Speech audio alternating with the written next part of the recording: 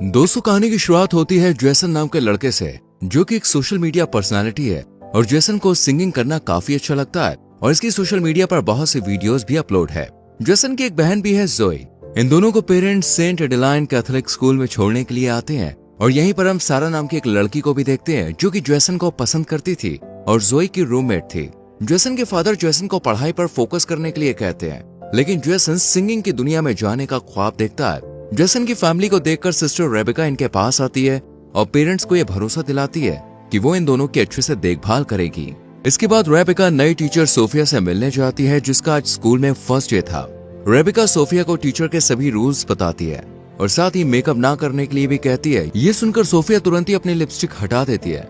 जब Rebecca Sophia को school दिखाती है तो तभी इन्हें रास्ते में जेसन मिल जाता है, जिसे देखकर सोफिया जेसन से इम्प्रेस हो जाती है और जेसन को ही देखती रहती है। इसके बाद सोफिया अपने कमरे में आकर अपना लैपटॉप ऑन करती है और जेसन की वीडियोस देखने लगती है।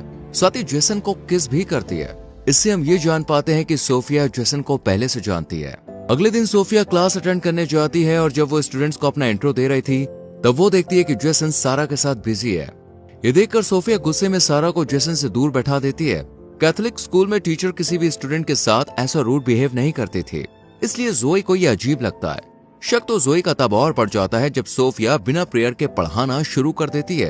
ये देखकर जोई सोफिया को प्रेयर कराने के लिए कहती है, जिस पर सोफिया खुद प्रेयर करने के बजाय जोई से प्रेयर कराती है। लेकिन अब भी सोफिया प्रेयर नहीं करती। जब ये बात जोई जेसन को बताती है तो वो ज्यादा इस बात पर ध्यान नहीं देता, क्योंकि इस टाइम जेसन सारा को मैसेज कर रहा था। स्कूल के बाद सोफिया जेसन के पास आकर सारा के बारे में पूछने लगती है और जेसन बताता है कि हम सिर्फ दोस्त हैं। ये सुनकर सोफिया को बहुत अच्छा लगता है। लेकिन जब अगली सुबह सोफिया जेसन और सारा को किस करते हुए देखती है तो उसे बहुत गुस्सा आता है और सोफिया जेसन को क्लास में भेजकर सारा को डांटने लगती है। लेकिन सारा कहती है कि मेरे फादर स्कूल को फंड देते हैं, इसलिए तुम मुझे कुछ नहीं कह सकती। लेकिन सोफिया को तो इससे कोई फर्क ही नहीं पड़ता। और क्लास खत्म होने के बाद सोफिया जेसन से बात भी करती है और कहती है कि तुमने मुझसे झूठ क्यों बोला कि सारा तुम्हारी गर्लफ्रेंड नहीं है। जेसन कोई जवाब नहीं देता। सोफिया जेसन को अपने चेम्बर में मिलने के लिए बुलाती है और जब जेसन वहां पे आता है तो सोफिया अंदर बिना दरवाजा लॉक किए बॉडी को मॉइस्चराइज कर रही होती है। सोफिया को इन छोटे छोटे कपड़ों में देखकर कुछ देर के लिए जेसन होश खो बैठता है, लेकिन फिर यहाँ से चला जाता है। और ये सब सोफिया ने जानबूझकर किया था। लेकिन जेसन के चले जाने से सोफिया को काफी बुरा लगता है। अगली सुबह जब सोफिया जेसन से पूछती है कि तुम मेरे चैम्बर में क्यों नहीं आए, तो जेसन कहता है कि मैं भूल गया। जेसन और जोई को स्कूल आए 1 हफ्ता गुजर चुका था, इसलिए इनके पेरेंट्स इन्हें वीकेंड पर घर ले जाते हैं।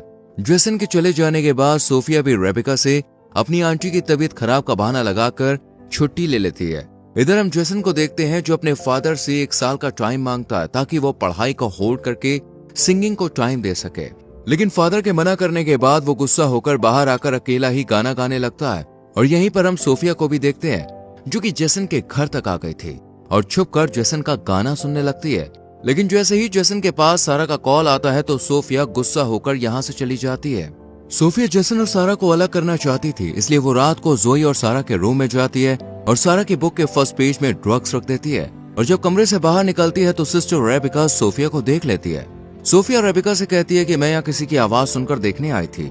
ये दोनों बात कर ही रही थी कि इनकी आवाज सुनकर जोई भी उठ जाती है और सोफिया की बात सुनकर उसे कुछ शक होने लगता है। अगली सुबह सोफिया सबको बुक ओपन करने के लिए कहती है और प्लान के मुताबिक सारा के बुक में ड्रग्स देखकर उसे स्कूल से सस्पेंड करवा देती है। इसके बाद सोफिया रेबेका से भी बॉयज के रूम की तलाशी लेने के लिए कहती है।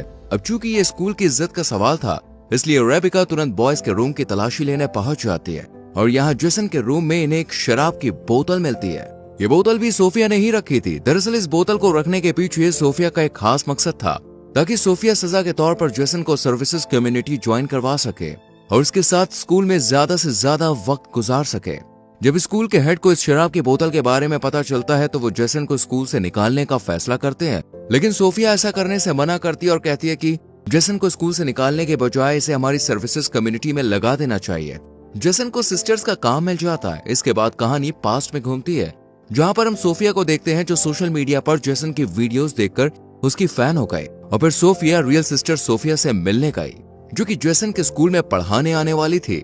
लेकिन स्कूल आने से पहले सोफिया ने उसे मार दिया और उसके डॉक्यूमेंट्स बदलकर उसकी सिस्टर की यूनिफॉर्म पहनकर खुद सोफिया बनकर स्कूल पहुंच गई।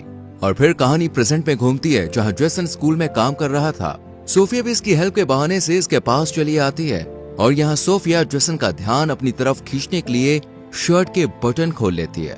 ये सब जोई भी देख रही होती है।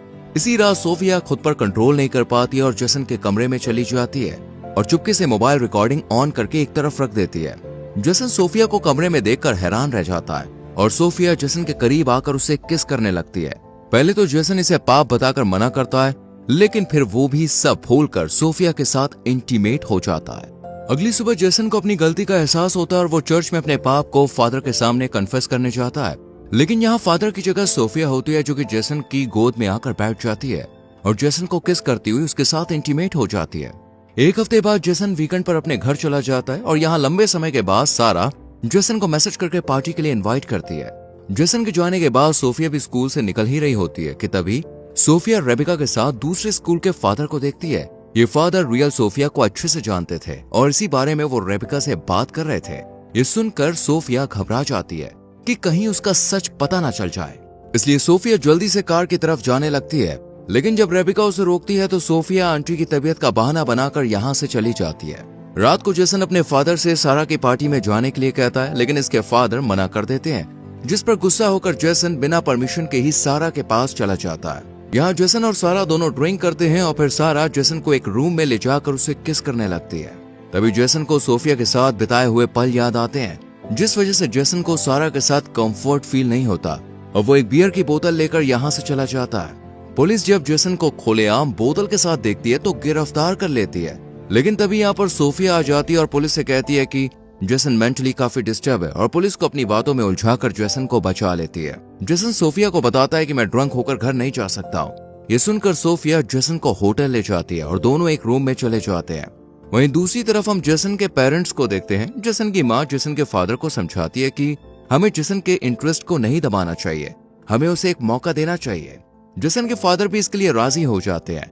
इधर सोफिया जेसन के सामने कपड़े चेंज करती है। यहाँ जेसन को समझ आ जाता है कि सोफिया उस पर नजर रख रही है, इसलिए जेसन सोफिया पर गुस्सा करता है और दोबारा इंटीमेट होने से भी मना कर देता है और सोफिया को अकेला छोड़कर बाहर आ जाता है।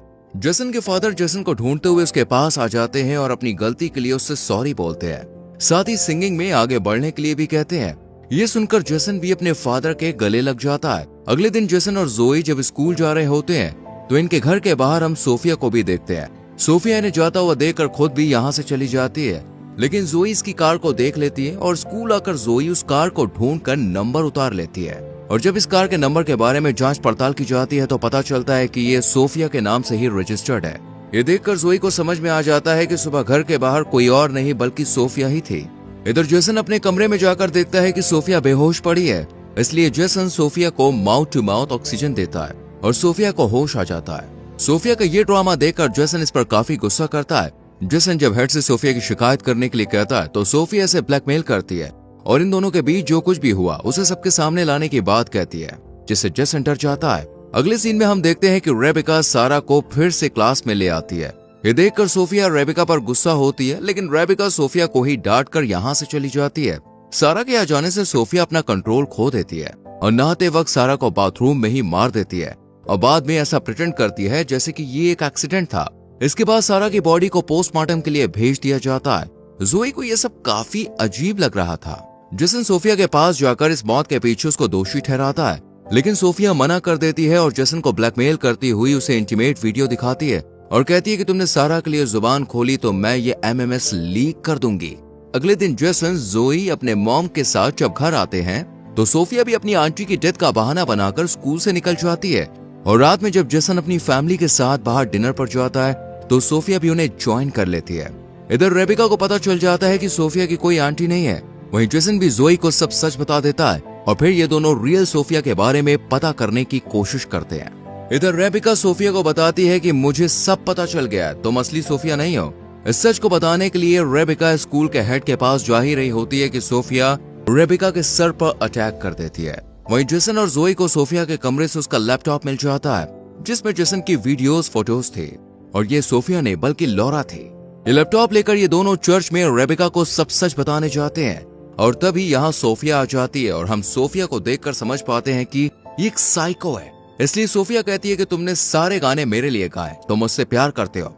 और फिर सोफिया जोई पर अटैक कर देती है, लेकिन जेसन सोफिया को रोक लेता है, लेकिन सोफिया जेसन पर अटैक कर दोबारा जोई को मारने चली जाती है, लेकिन तभी रेबेका आकर सोफिया को रोक लेती है, पर सोफिया उल्टा रेबेका को मारने लगती है और फिर पीछे से जेसन आकर सोफिया के पीठ पर स्क्रू से वार कर देता है और सोफिया मारी जाती है।